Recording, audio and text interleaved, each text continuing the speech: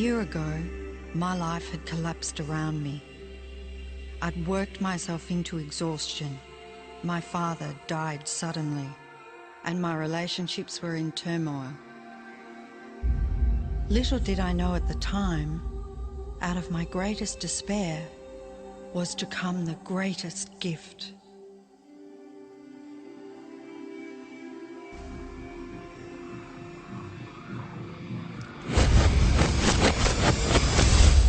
Hello and welcome to this week's episode of NiHao, Salam. So this week we're going to jump into the topic of the law of attraction. A very hot topic right now. Do you want to start with our Icebreakers. our icebreakers? Yeah. So number 1, I've been caught cheating in school twice. Number 2, I actually enjoyed being in show choir in high school.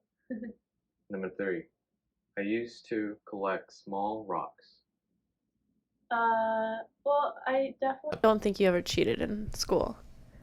So first one, I mean, I could definitely vision you having fun in choir because you're a good singer. What was your third one? You used to collect small rocks. I feel like you might do that today.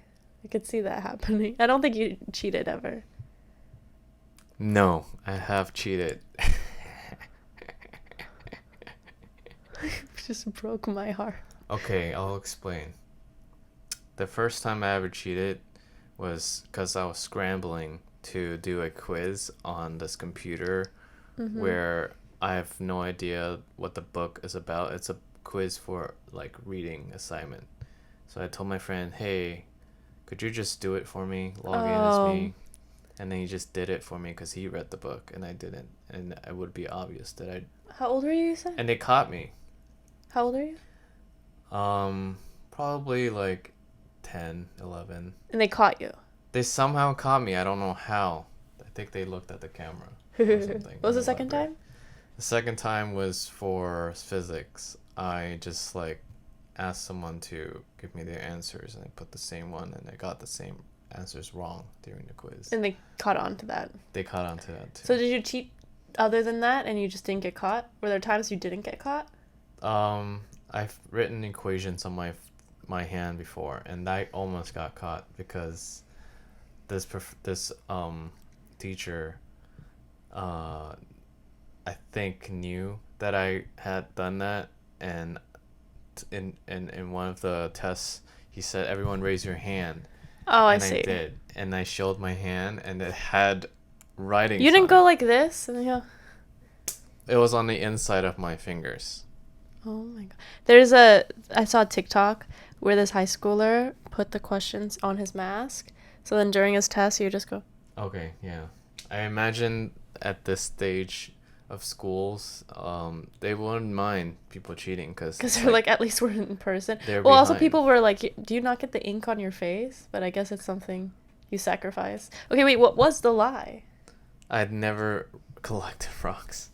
Oh, I did. I collected seashells, actually, not rocks. My mom loves seashell collecting. She likes to go on beaches and just like stroll and pick up some random There's rocks. some really shiny ones. I like getting them and then I smash them and I fill stuff like bottles with them. Okay, my turn. I used to collect Hot Wheel cars. I used to pretend to be sick once a week in elementary school. I won class clown in middle school. I believe the class clown thing is a lie because I think it happened in high school, not middle school. What's your answer then? I don't think you collect the Hot Wheels. It would have came up by now, as well. So those two are suspicious. I think number 2 is definitely possible. Pretending to be sick. Every day? I mean, once a week? That's like so many times. I think it's pretty possible. Okay. For your character. Ouch. So my guess is, how many cars did you collect? A lot. So I would get them at school. There's like bingo. You could win it. So how many did you end up I think collecting? over 40. Oh, okay. That's pretty serious. So you had like a bin full of cars? Yeah. And I would lay them all out and pretend I had a car dealership. Alright, I think it's the last one. That's a lie. The middle school, yeah. I won class clown in high school. There wasn't even an option in middle school. So I won this. Yeah. Yeah. So the explanation of the other two is the Hot Wheels thing. My sister loved Hot Wheels, so I would collect them for her. She was a baby, and she just likes smashing them, and I started the collection to pass it on to her. I had a collection too, but not Hot Wheels, just like bootleg car. Yeah, I loved cars, like tiny cars. I pretend to. Oh, careful. Don't worry. And then once a week I missed school because I hated school, so I would pretend to have all kinds of illnesses, and I still kind of do that. I don't like going places. Yeah, I feel like you still pretend To be sick. Yeah. Oh my god. To you or to? I don't question it. Wait, do you think I pretend to you or to other people? In general, not to just me. Yeah, I love not doing things. Or exaggerating your pain. What if I'm... Wait, do you think my strep throat of the bladder, I was exaggerating my pain? I think if I was experiencing it, I don't think I would have reacted the same. But I imagine your pain is real to you. Okay. That was so painful to me. Okay, yeah, I believe you. But I don't know. Maybe in reality, that pain is just mental. Created by your mind. But you never experienced... I thought I had a UTI. Every time I went to the bathroom, it felt like hot sauce. It was sizzling. It was so painful. Then I found out I had strep in my bladder. I couldn't... That is one of the times I was not exaggerating. That hurt so much. Well, like I said, the exaggeration could be that it from your perspective is not an exaggeration because you're mentally experiencing a lot of pain. Anyways, moving forward to the law of attraction. So the Yes. definition, should I read it? Go ahead. The law of attraction is a philosophy suggesting that positive thoughts bring positive results in a person's life, while negative thoughts bring negative outcomes. And there's different laws within the law of attraction. Yes. The reason why we're bringing this law of attraction to this episode is because we both have seen the movie or documentary called The Secret. And they impacted us differently, I guess. We both saw the same thing, and we both used it in our lives. And so we want to share this greatness with you guys, because The Secret is a positive thing that everyone should practice. And even if you don't believe it, you should at least listen and learn what we have to say, so that maybe this could impact you in a different way. So would you like I could go first with the first law. There's 7 laws Within the law of attraction. within the law of attraction. The first law is the law of manifestation. So manifestation is a choice, is a personal choice to bring awareness to the present moment, and every decision you make matters, and you have to prioritize in your life, in your manifestation process, and drawing things to you. You have to be aware of what is your desire, what is the true and most important things in your life. And the manifestation step is to bring all the positive energy towards those most important things and the highest priority in your life. Okay. The law of magnetism. It attracts the same kind of energy frequency that we put out ourselves. So basically for that law, it's saying that if you're putting terrible, bad vibes out there, more bad vibes come towards you. It's kind of like when you gossip and then something bad happens to you, or like the evil eye thing. It's the belief that if you're just putting negativity out into the world, your magnet is just going to... and you get all of these negative things right back at yourself. Okay. And then the third law is the law of pure desire. So similar to the first one, which is bring awareness to your present moment, this is bring awareness to your actual strongest desire at the moment. So that could be between deciding between which one is the strongest, which could be like choosing to start a business or choosing to buy a big house or have a big house. You don't know which one is stronger, so you have to focus on which one is the strongest desire I have in my life. And once you have that knowledge, you can better focus your energy, your positive energy towards that strongest desire and bring that into reality. Yeah. Also, I want to preface, we don't work at In-N-Out now. We should explain that. Oh yeah, we are wearing In-N-Out merch because we are currently in San Francisco. Yeah. Visiting different sites that, Yeganeh grew up in, which is not San Francisco. No, I grew up in San Jose, but close to San Francisco. It's like 30 minutes away. Yeah. But yeah, I took him to In-N-Out. It's delicious. Good answer. All right, guys, we're going to check on number 4 in the many laws between the law of attraction. Number 4, the law of paradoxical intent or delicate balance, showing appreciation and gratitude for what you already have. So to become balanced and at peace with what you currently have helps you with the feeling of desperation and obsession at bay. So this one for me is very important. I had a teacher who told me this that I always remember, in that whenever he gets a bill, he gets really excited to pay it because he knows the universe wouldn't give him a burden he can't handle. So he's thinking, oh, if I'm able to pay this, it means my bank account is going to multiply, because why would I be given such a burden if I didn't have enough to fulfill it? And this reminds me of that, in that if you are always, I have a lot of friends who say like, I'm poor, I'm so sad, I'm losing so much money, I can never have money, I never know what to do with my finances. And I've been there many times in my life. Like, I came to this country with like sharing $1 hamburgers.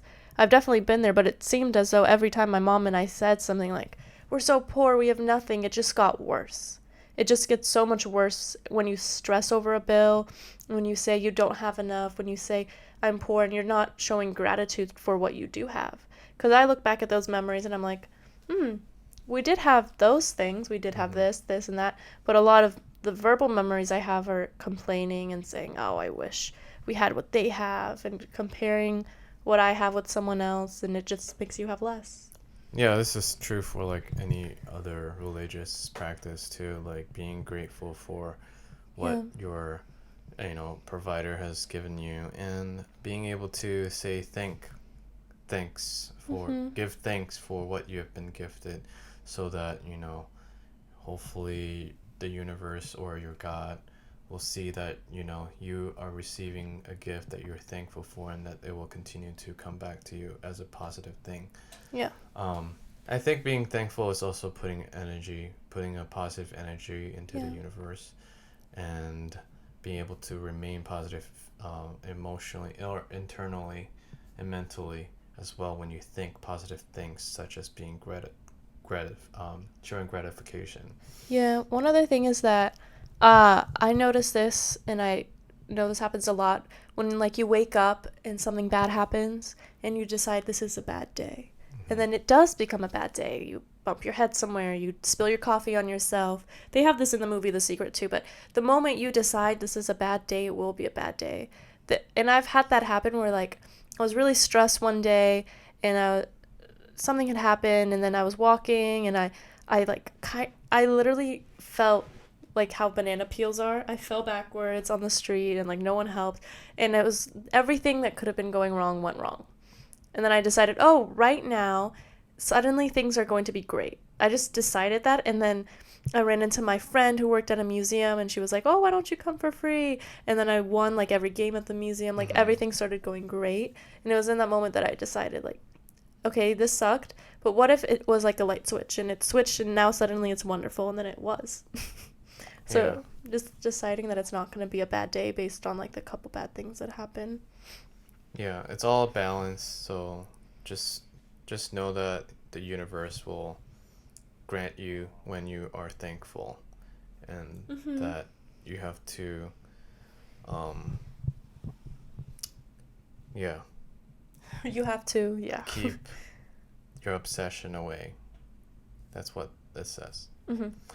Um, Number 5, law of harmony, or synchronization. Oh. Align yourself with the energy flowing through the universe. Tap into the universe flow. You are granting yourself special access to what the world has to offer. So, to expand, the energy we're referring to is just an all-encompassing flow of energy, which can be positive or negative. And when we talk about positive energy, it's about the mental feeling, mental thought of positive things, which can be good thoughts about someone else, good thoughts about yourself, positive outcome of what you want in life. Think about all the potential things or the past things, like giving gratitude to what you have, and so that you can access the universe, what the universe has for you, and what you put out into the world usually typically comes back to you. Yeah. So that's the law of harmony. Number 6, the law of right action. Choosing to do the right thing or lending a helping hand will always bring more positivity into your life. Consciously being aware of whether or not what you are doing is honoring yourself and others. So, number 6 is interesting because a lot of people who follow the law of attraction are very wealthy people. Anytime I've worked for someone wealthy, they've known more about the law of attraction than I can ever find out. They know how to use power. They know how to manipulate others. They know so much about how to get what they want and how to fill their life with abundance. But number 6 is where their life is always lacking, and it really shows. So the way they treat people won't be respectful, and then they'll end up having kids that just hate them. Do you know what I mean? Like, even though their lives seem so wonderful on the outside, this number 6 of treating people kindly and showing kind action always reflects back onto you. Because we can see really successful people and think, oh wow, they have everything, and they treat people so poorly, and that's the only way to have everything. But they don't really have everything, because the people in their lives don't usually love them that much. You know, they end up very secluded and alone, and they could have money because they've learned the trick of manifesting money, but love, kindness, and respect, that part of their life, there's always a hole. And I think sometimes some people are really good at love and respect and feeling that, and they're bad at the money portion of it. So it's like figuring out the happy balance between all of those things. But it is very true, what you give out into the world comes back, and that's said in religion too. Like, whatever you donate comes back times 3. I don't remember which religious text that is, but I know that exists in something. You always think that doing charity work will help you in the end too. Yeah. With that said, there are a lot of, religious people, especially people who enjoy going on mission trips, believe like what they're doing is like helping the world, and that they're just there to provide a service so that they could also spread their gospel. In this case, it's more about like day-to-day charity, which Also, is like opening a door. You could expand to like helping a single person who actually needs help, or you can do it where it's like a whole institution where it's like helping a community. But in the end, it's an action that puts positive energy into the world, and in hopes of something in equal comes back to you. I have one thing to say. I think mission trips are not doing a kind thing. Like, you know what I mean? It's the person thinks they're doing a kind thing, but in a way, it's different here because you went on mission trips in actual Asia. Like, you lived in Eastern Asia and then you went on mission trips. But in America, anyone I've known who went on a mission trip is not the best person. Like, I know people who went to African countries on mission trips, and then when Black Lives Matter was happening, they were silent. Mm-hmm. Do you know what I mean? Like, they don't actually care about the people they're helping. Sometimes it's, oh my god, I gotta get that Facebook album with all these kids, and they're not trained to do the specific things. Like, girls scrawnier than me would go and just come back with pictures and Polaroids and stories. So make sure your kind action isn't just a photo op for yourself.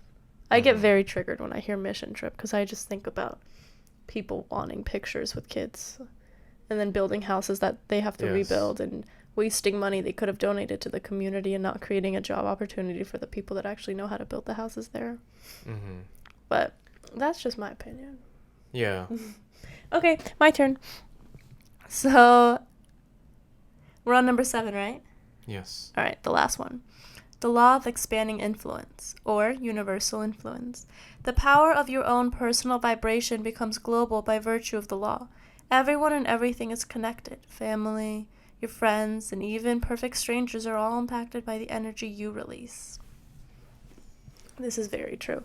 I also think that the energy you have can get passed on, like, through your kids, because you know how there's genetics, regular genetics, where you can give brown eyes to someone and black hair. Also, if you eat a lot of sugar and you get diabetes, you have a higher chance of passing along diabetes, even though that wasn't something that was in your DNA to begin with. I think your decisions and the energy and the things that happen to you also get passed down to your kids. So if you're a child who generations above you, a lot of trauma has happened, you have to cleanse yourself of that and be aware of what you're passing on moving forward, because you don't want to add trauma on top of traumas and then not clear that and figure that out and make that something positive. It's hard to say make a trauma positive, but pass along that positive energy. Do you want to say something? Yeah, I think that this is somewhat there's 2 levels to this, where one is that there is an elemental, physical element to this, where everything's actually connected. So my energy, my atoms, and your energy and your atoms is somewhat connected in this room. Like, we share the same air, we share this ground we're stepping on. In some way, we're connected. We're also connected in an ancestry. We hold the blood of our ancestor in some way, where we're connected at one point, you know. And if I leave my ashes behind, it's still part of this universe, and because it's touching the earth, I'm touching you. You can say that about space and air. And another way to see this is we're connected spiritually, or in a sense, positive, negative energy. If I'm giving out a lot of positive energy right now and saying things that's verbally affirming you or me, you may feel that energy as well. So in a way, a lot of these energies connected. And I feel like this list of 7 laws are somewhat connected too. And you can see how there's a theme of energy, and there's a theme of how everything is connected, like putting stuff into the universe, allowing the universe to give back to you how much you put in. And in a way, that is the same true for bad energy and putting things that is somewhat negative in having to experience something negative back.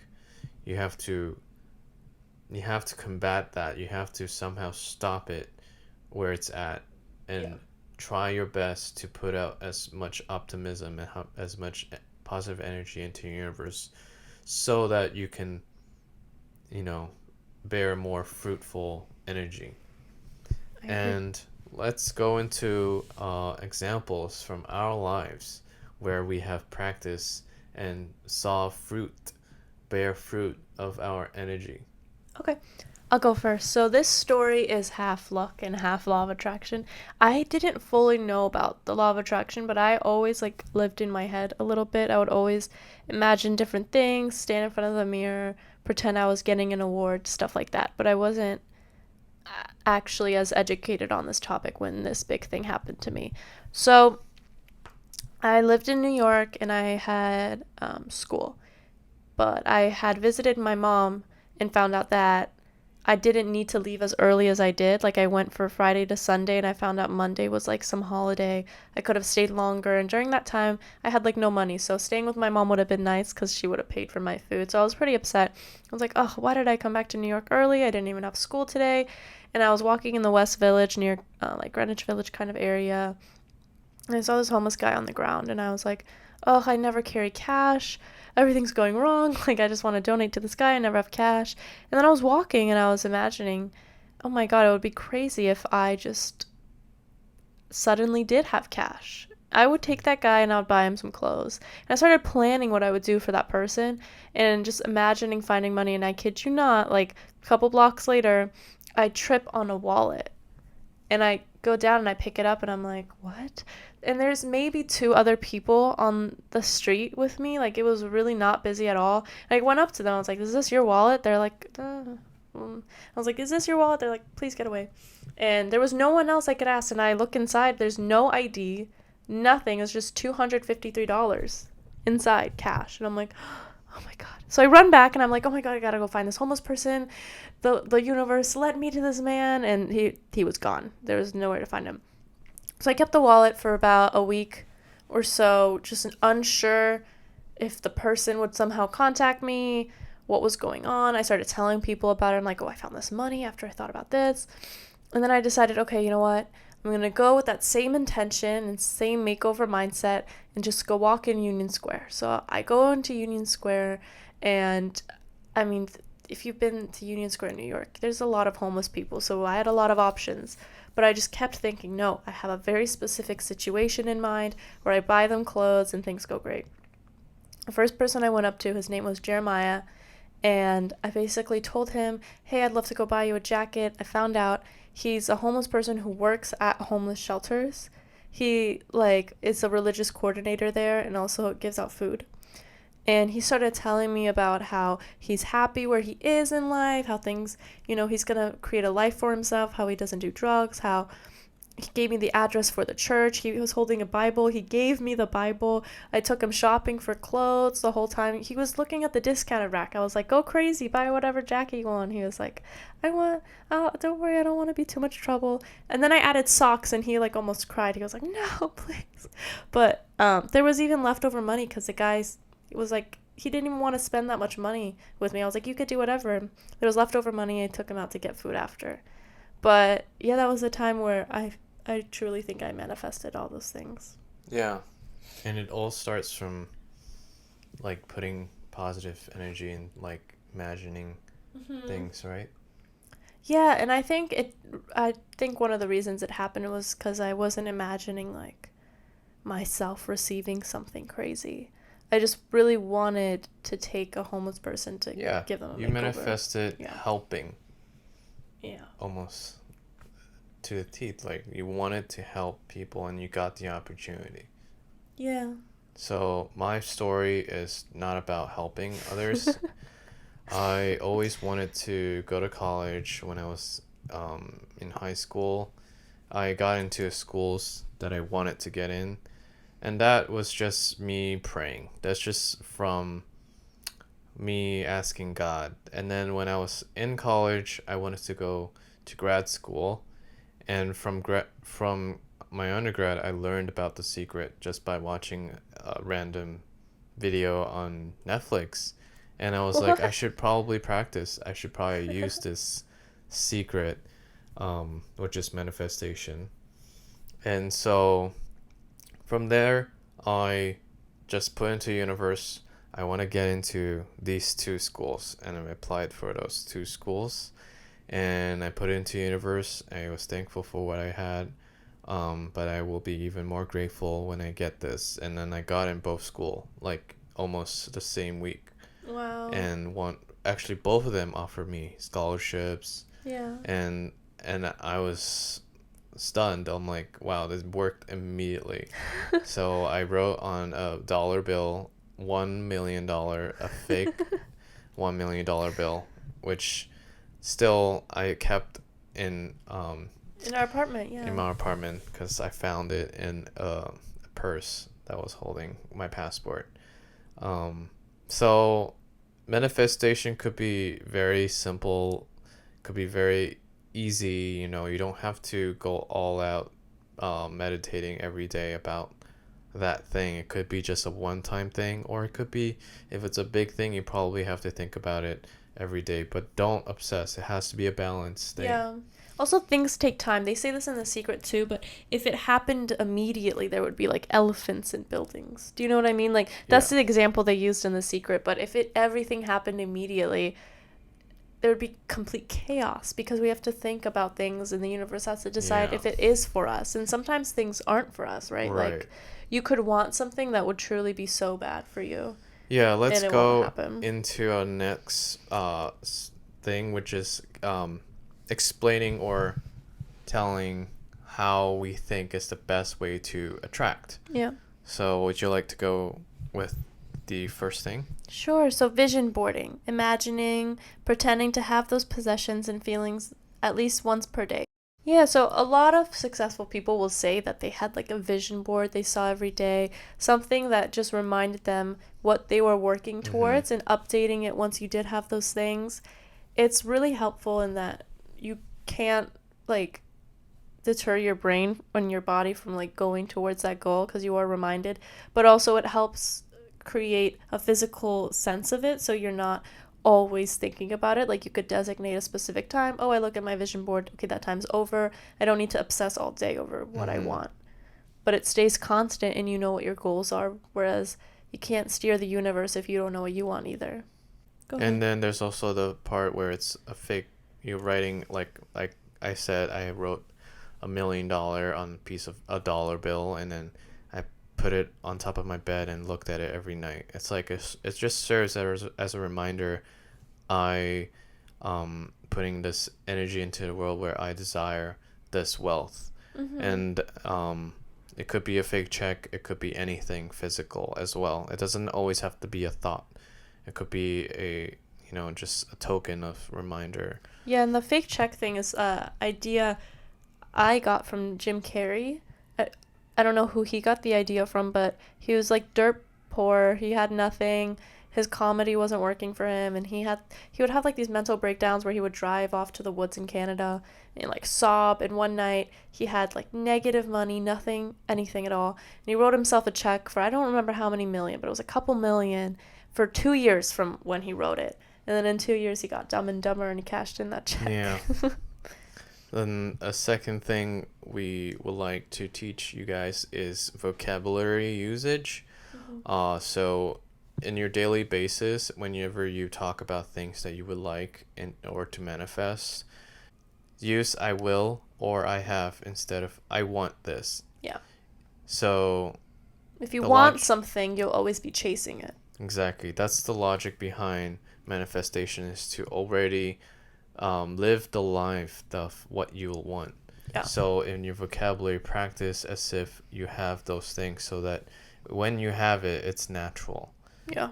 Don't force it onto yourself. So number 3. Gratitude and positive energy. I mean, we discussed that earlier too, is that if you're saying thank you, the world wants to give you more. No one wants to give something to someone who's unhappy and not accepting. Yeah. Just as simple as saying thank you for your physical things, your bank account, the balance. Even if you don't have that, be thankful for being alive. Like, that's as simple as your that. Health, like there's a million things. Yeah. Your health, your family, your support, anything that you can think of that you can be thankful for, be thankful for. Yeah. Put that energy into the universe. Okay. Crystal, I did not write this one, so why don't you elaborate? Well, a lot of people don't believe in crystals, but I think even if you don't believe in the power of crystals, you can acknowledge that they're like a super special formation that happens. I personally think certain things cleanse a space and make it easier to be around.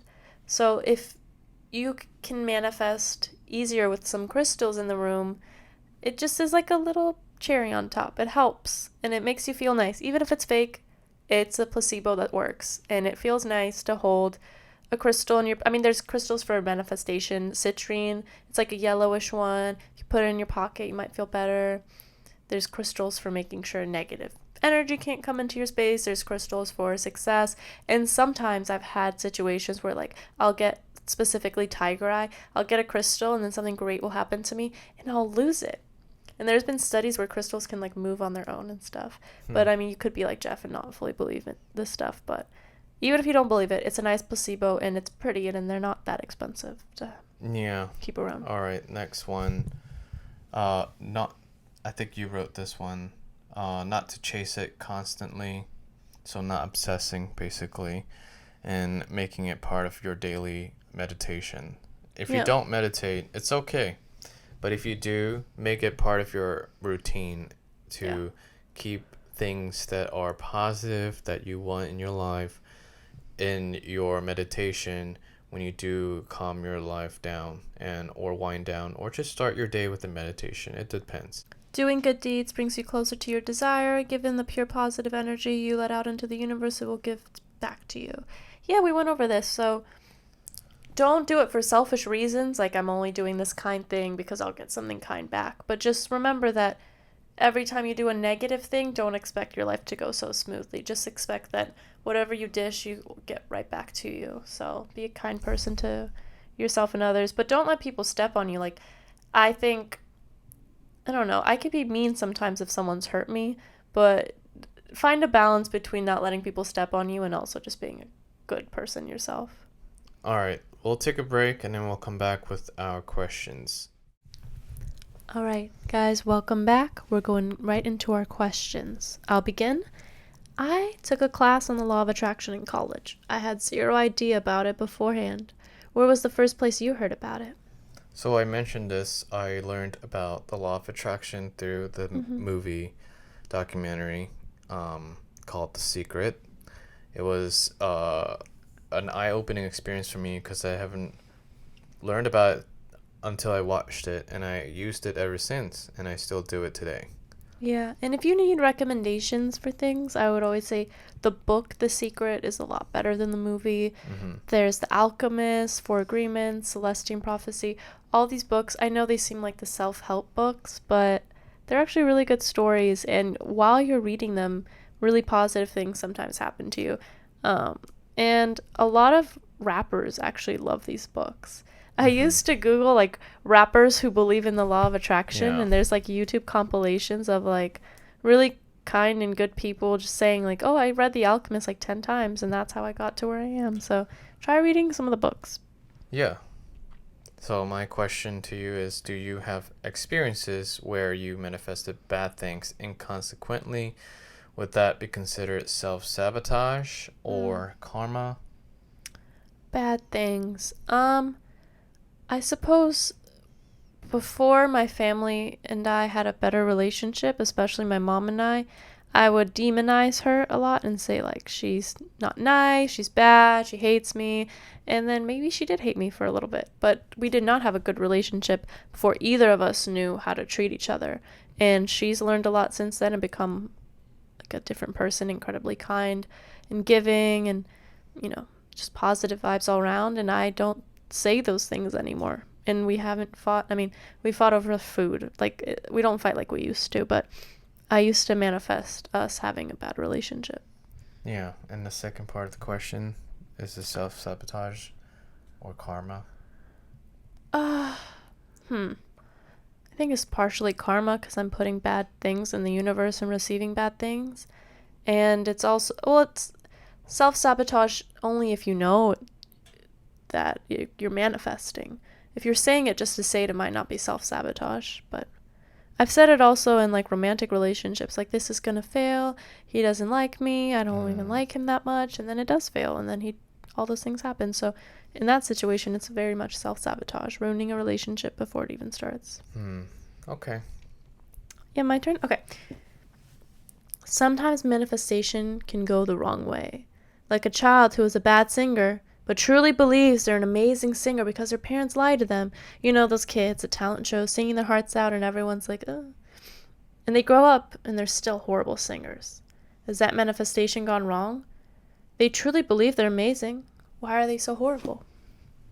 So this is different from self-sabotage, of course. It's like, it's not karma. It's more about putting more positive energy into the world, where to a point where even though people around you are telling you that you're good and in reality you're not, if you do it enough, eventually you will achieve what is, the height of positive, Yeah. energy, and then the universe eventually will help you to get to actual success in what you desire.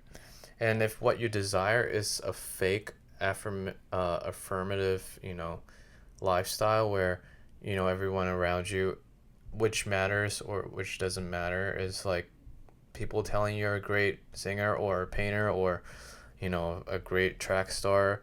If things can't be proven or things can't be, It's like an opinion. Then, that's good enough. But for some, it's not good enough. They need to see numbers. They need to see their bank account be full of money, From that thing. Also, I think we can't force our talent on the universe. Like, we can't just decide, I'm going to be really, really good at this. I feel like the universe predetermined. I think it's half and half. Like, we work hard, we manifest, and we have desires. And then the other half is like, the universe does have some plan for us. We can carve it. But there are, people have natural given talent. There will be people who put such little effort and they're amazing. And I think trying to listen in, meditate, and figure out what is it that I'm actually really good at. Because sometimes it's hidden under the other thing and they don't even know. I mean, eventually someone's going to tell you, or some group of people will tell you where you're at, with your talent. And you could either take it as a positive or negative, Yeah. All right, my question, the last question. Do you think religious folks would have more or less inclined to manifesting since they rely on deity and not the universe? And why? So people who believe in God would have a harder time believing in the universe. This practice. I think it depends because I don't have complete knowledge on like Judaism, like which religion, like any monotheistic religion, Christianity specifically. I think it's hard for Christians to believe in anything other than their like Bible, because I'll even see my old pastor posting things like, don't read astrology and like crystals won't heal you, God will heal you. And I mean, people in the ancient times also had crystals, and priests had like little crystal gems. That's not like a new thing that witches came up with. Like, crystals have been around. People have mosaics, people have different, we used to trade with like gold. Metals and crystals have always been important. And The Alchemist is about, it's not a true story, but it's like an ancient story. So none of this stuff is new, but I feel like Christians think that it's this new witchy concept, and it's really hard for them to wrap their head around creating something yourself and it not being predetermined. I think it's hard for them to decide that you get a say in how things happen because they want to believe that everything is predetermined by God. Yeah, from my perspective, I think it's odd for someone to worship and to like thank something that they can't see. I mean, for me, I would prefer to thank the universe, which is like my God, I guess, but I don't worship the universe. Like when I'm being thankful, like I'm thanking the universe. I'm not necessarily like bowing down and like worshiping him. There's no like songs of worship to the universe. There's no a collective group that I go to find, seek refuge. But there is like, I mean, in yoga practices, there are certain words you say and certain sounds that kind of sound like songs, and there are affirmation songs, and different vibrations bring different things. So just so we're clear, it does share a lot of things, because the reason Christians sing so much is because God said that singing is like twice or three times as holy as just praying regularly. And the same way, like, people when they manifest, sometimes they put vibrations behind it, and I've done things like a sound bath. Do you know what that is? Yes. Yeah, so like sound baths are music oriented, so it shares a lot. I don't think people realize how many things law of attraction shares with like religion. Same, but it's different. Yeah. But to me, religious folks are definitely on a different planes, because they actually see a deity as separate, as something that's not connected to you, that is like so pure. I mean, God is, or God is supposed to be a piece of you. Is supposed to be an image of human. That's how he created us, via the Christian's story. But the universe is not a god. Like, the universe is the past, the present, and the future, and it will always expand, and it will, whatever we put into it will come back to you. But even in religious texts, like, God could be a light and the universe could be a light. Like, even in the Bible, he shows up for Moses as a burning bush, and then he shows up sometimes in dreams. Sometimes he shows up as a light. Sometimes he shows up as a person. Yeah. So the same way we're like, oh, the universe could be anything. The law of attraction could be anything.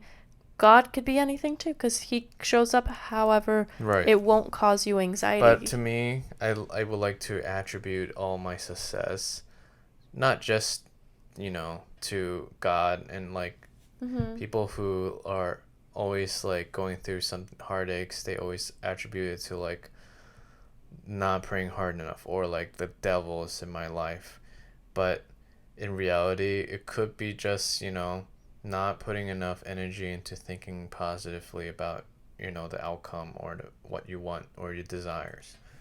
Well, I guess I'm the other end of it, where I do believe in both. I do think there's instances that there is like a demonic or devilish thing, and you need to cleanse that in a different way other than just manifesting. I think that's a real problem, and that happens. I don't know. Yeah, I wholeheartedly disagree that this is a healthy way of living. I think that it's to each their own. If you want to attribute all your positive things to one God and not to yourself or to the universe, it's fine. Like, if it makes you happy and it keeps, coming back to you as a positive thing whenever you give thanks to someone else, that's fine. I don't think it matters to me. Yeah. All right, that will be it for today. It was fun talking about law of attraction. I think that if you are interested, you should practice. You should try to research more about it before you practice. If you are skeptical, read up the books. So in college, the course I took, I don't know if any of you guys live in New York, but one of our activities was walking down the subway staircase, and before we get to the last step, imagining the exact train we want to come at the exact time we want. And it worked, and we tallied it. And the whole class was like, it worked 100% of the time. So just before you make that last step, imagine the train coming. If you don't live in New York, you could do it with other things. Just right before something's about to happen, imagine it going your way, your number. Maybe at a fast food place, you imagine your number being next, even if it's not supposed to be next. Like, it could go from... I've literally had this happen at a boba place. It was on, like, number 28, and my number was, like, 35. And it just went to 35, like, out of nowhere. And I was like, oh, my God, it worked. Well, it could be just because they had it ready. Anyway, I will end this with a plug. I would like to plug our friend now. His name is... Kyle, and he's a comic, and his @ is on Instagram is Imitation Lobster. So if you know how to spell Imitation Lobster, that's his @ and he creates the best and the most funny comic, and we are collaborating with him. This is a spoiler. We are working with Kyle to design a one-of-a-kind and limited edition winter wear, and hopefully it'll be ready by winter. Yay! That'll be it. So I'll put some images here, and hopefully you guys check them out, and stay tuned for our next episode, which is a mukbang surprise. Yes. I'm so excited. Stay tuned. Thank you you guys. for watching. This was fun. Bye. Bye.